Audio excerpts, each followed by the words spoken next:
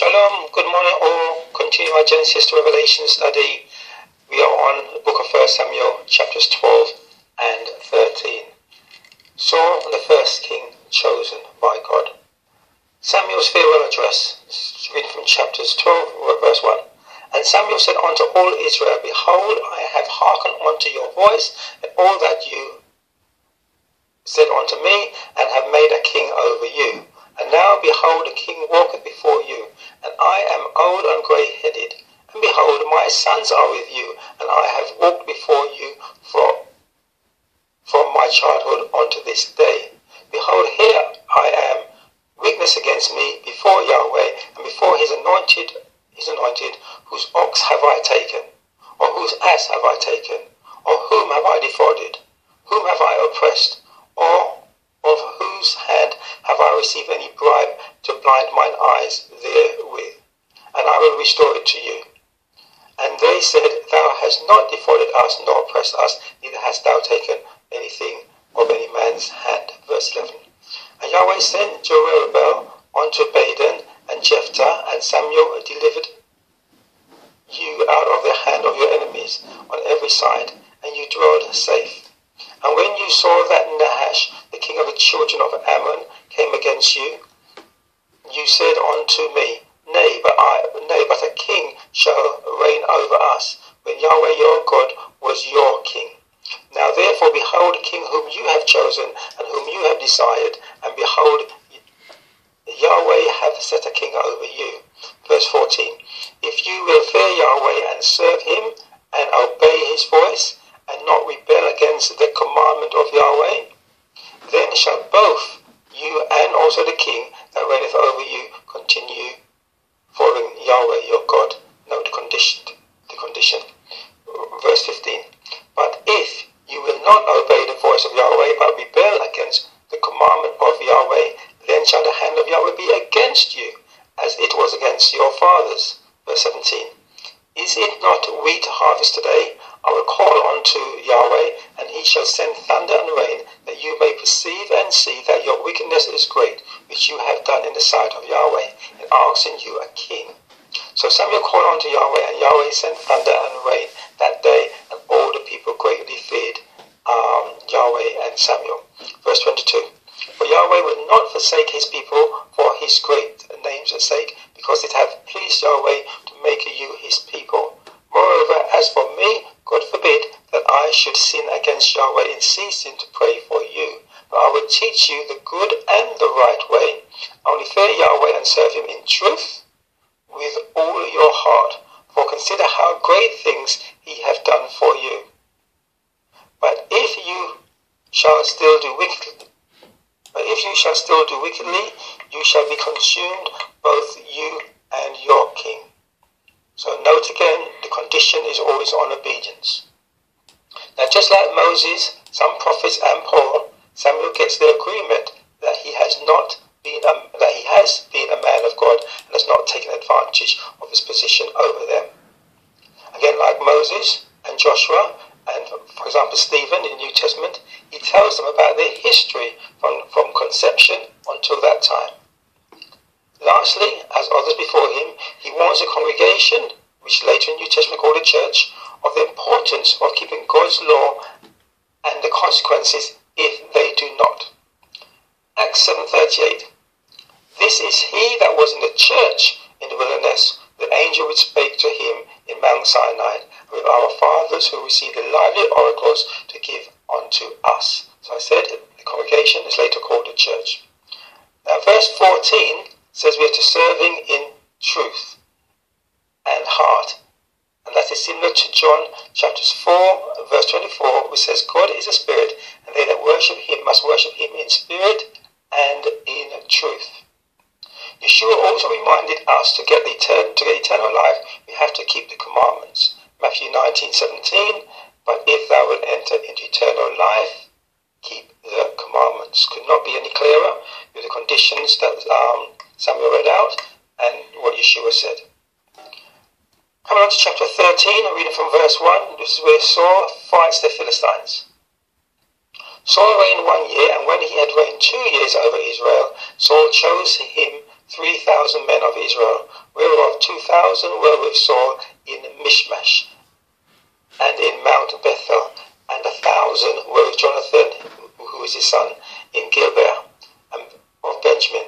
And the rest of the people he sent every man to his tent. And Jonathan smote the garrison of the Philistines that was in Geba. And the Philistines heard of it, and Saul blew the trumpet throughout all the land, saying, Let the Hebrews hear.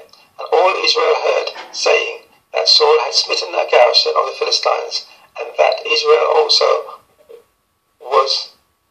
was had in abomination with the Philistines. And the people were called together after Saul to Gilgal. And the Philistines gathered themselves together to fight with Israel, 30,000 chariots and 6,000 horsemen, and people as the sand which is on the seashore in multitude. So note the number of the opponent. And they came up and pitched in Michmash, eastward from Bethaven. When the men of Israel saw that they were in strait, for the people were distressed, then the people did hide themselves in caves, and in the thickets, and in rocks, and in high places, and in pits. Verse 7. And some of the Hebrews went over Jordan to the land of Gad and Gilead. As for Saul, he was yet in Gilgal, and all the people followed him trembling. Verse 8. And he tarried 7 days according to the set time that Samuel had appointed, but Samuel came not to Gilgal. And the people were scattered from him. And Saul said, Bring hither a burnt offering to me, and a peace offering, and he offered burnt offerings. Verse 11. And then Samuel came and said, What hast thou done? And Saul said, Because I saw that the people were scattered from me, and that thou camest not with the days appointed, and that the Philistines gathered themselves together at Michmash. Therefore, said I, the Philistines will come down now upon me to Gilgal, and I have not made supplication unto Yahweh. I forced myself, therefore, and offered a burnt offering. And Samuel said to Saul, Thou hast done foolishly. Thou hast not kept the commandment of Yahweh thy God, which he commanded thee. For now would Yahweh have established thy kingdom upon Israel forever, but now thy kingdom shall not continue. Yahweh hath sought him a man after his own heart, and Yahweh hath commanded him to be the captain over his people, because thou hast not kept that which Yahweh commanded thee. So it came to pass in the day of the battle that there was neither sword nor... So this is verse 22 now. There was neither sword nor spear found in the hand of any of the people that were with Saul and Jonathan, but with Saul and with Jonathan his son was there found only sword. So, now the congregation composing of various ancestries are called Hebrews and Israel. I also feel sorry for King Saul when reading this chapter, and can see how it may be thought he was wronged by God, as David thought Uzzah was wronged in 1 Samuel chapter 6 when Uzzah stopped the ark from falling over. Here we have Saul was entering a battle. His men were running scared and ran to hide. The enemy numbers were as sand of the seashore, and Samuel did not come as arranged to entreat God to go into battle with them or for them. So therefore Saul says he forced himself to make a sacrifice to God, thinking God was a necessity for success in the battle. Samuel did not say he had done ignorantly, but foolishly, in not keeping the commandment of God. What commandment? Deuteronomy 17, verse 18. And it shall be when he sitteth upon the throne of his kingdom, that he, talking about the king, shall write him a copy of this law in a book, out of that which he is before the priest, the Levites. And it shall be with him a copy of this with him, and he shall read therein all the days of his life, that he may learn to fear Yahweh his God, to keep all the words of this law and these statutes to do them, that his heart be not lifted upon his brethren, and that he turn not aside from the commandment to the right hand or to the left, to the end that he may prolong his days in his kingdom. So, it was not a king's duty to offer sacrifice. This also happened, or will happen, in 2 Chronicles chapters 26 verse 20. Saul used his own eyes and reasoning, as did Eve in Genesis 3:16, where it says, and when she saw, different to how God has told her to see it. So rather than follow the clear written instructions of God, Saul used his own eyes. We today ought to take warning from the records of these events and God's directive in Numbers 15:39. And it shall be unto you for a fringe, that you may look upon it and remember all the commandments of Yahweh and do them, and that you seek not after your own heart and your own eyes. It is clear so far. Keep the laws of God and do not use your own nor any teacher's directive not to obey. Deuteronomy chapters 13:4. Ye shall walk after the Yahweh your God and fear him and keep his commandments and obey his voice, and you shall serve him and cleave unto him. And that prophet or that dreamer or dreams, today you can call them pastors, let's say, shall be put to death, because he has spoken to turn you away from Yahweh your God, which brought you out of the land of Egypt and redeemed you out of the house of bondage, to thrust thee out of the way which Yahweh thy God commanded thee to walk. So those who rely on an excuse of it being an Old Testament teaching may be joined to the foreign groups and feel they have been wronged on Judgment Day. For example, Matthew 7 chapters 22. Matthew 7 verse 22 to 23, and Matthew 13 verse 42, which reads, and shall cast them into a furnace of fire, they shall be wailing and gnashing of teeth. See also Matthew 13:50, Matthew 22:13, Matthew 24:51, and Matthew 25:30. We saw in Leviticus chapter 4 how we can sin through ignorance, and it still needs restitution. Ignorance is no excuse, is a saying concerning who is guilty in legislative laws today. Hosea chapter 4 verse 6 says, people are destroyed for lack of knowledge, meaning in their ignorance they are destroyed. Just like stepping onto a weak bridge and falling to your death despite not knowing the bridge was dangerous. They perish for the lack of the knowledge of the bridge. Now Saul started off right.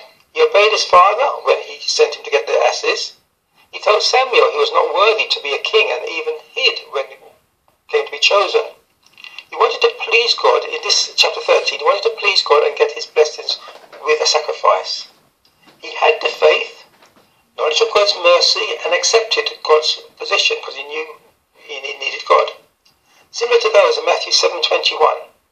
Verse says, now everyone that saith unto me, Lord, Lord, shall enter into the kingdom of heaven, but he that does the will of my Father which is in heaven. Many will say to me in that day, Lord, Lord, have we not prophesied in thy name, and in thy name have cast out devils, and in thy name done many wonderful works? And then will I profess unto them, I never knew you.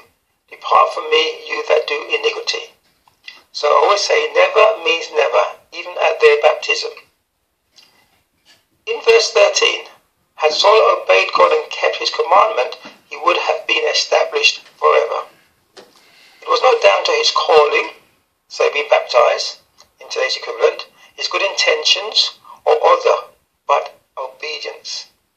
His faith, etc., was not questioned by Samuel nor God, nor was he inactive. He simply did the wrong action. We too are called to eternal life and will likewise receive, not for intentions, good deeds, faith or other, but obedience in being a doer of God's law. Do not be deceived otherwise by the devil's ministers teaching a corrupt interpretation of Paul's writings. James chapters 2 verses 14 to 24 thereabouts. What doth it profit, my brethren, though a man say he hath faith and have not works? Can faith save him? Verse 17. Even so, faith, if it hath not works, is dead, being alone. Yea, a man may say he hath faith may say, Thou hast faith, and I have works. Show me thy faith without thy works, and I will show you thy faith, and I will show thee my faith by my works. Verse 20. But wilt thou know, O vain man, that faith without works is dead? Seest thou how faith wrought with his works, and by works was faith made perfect? Verse 24. You see then how that by works a man is justified, and not by faith only. Verse 26. For as the body without the spirit is dead, so faith without works is dead also. So Saul would have been justified by his works, not his faith. He had the faith already. Faith without the right works of obedience leads to death. Now you may have all of the necessities, love, faith, and all the other stuff, but question your obedience to Exodus chapters 20 verse 8, which speaks about the correct weekly Sabbath, and Leviticus 23, which speaks about God's annual holy Sabbaths. We shall see failure to keep these got Israel into a lot of trouble in the future as we continue to read. Shalom, until tomorrow, God willing.